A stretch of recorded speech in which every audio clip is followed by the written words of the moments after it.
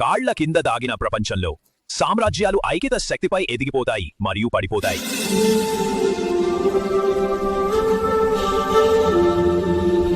రాణి అగ్ని ఆధీనంలో మరొక సమృద్ధ రోజు.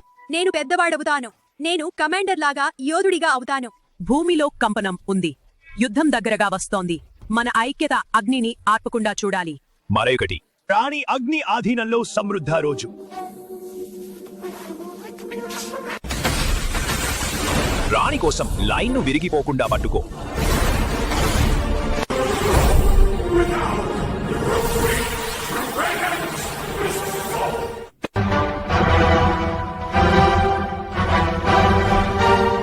నేను ఆమెను నిరాశపరిచాను.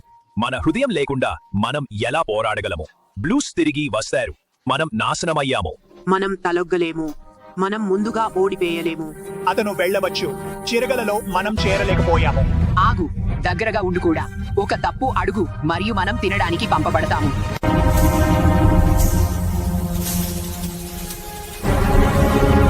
ఇది మన ప్రాంతానికి తీసుకురా. ప్రతి యుద్ధానికి ఒక ధర ఉంటుంది. మనం మన రాణిని బ్లూస్ చేతిలో కోల్పోయాము.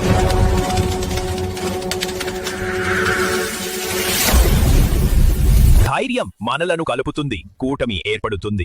కాని ద్రోహం అంటే శాశ్వత నీడ.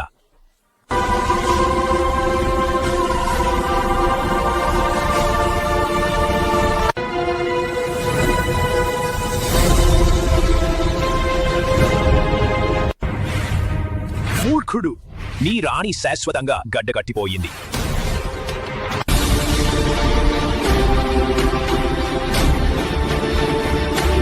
ఎలాగైనా లేచి నిలబడండి నా పిల్లలు. ఐక్యత మనకు దీపం వెలిగిస్తుంది.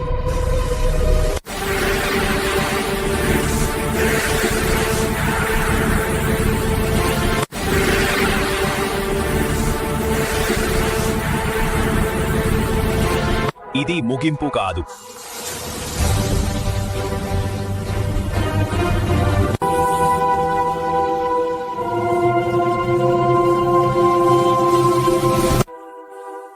ఐక్యత రంగుకు మించి బలంగా ఉంటుంది.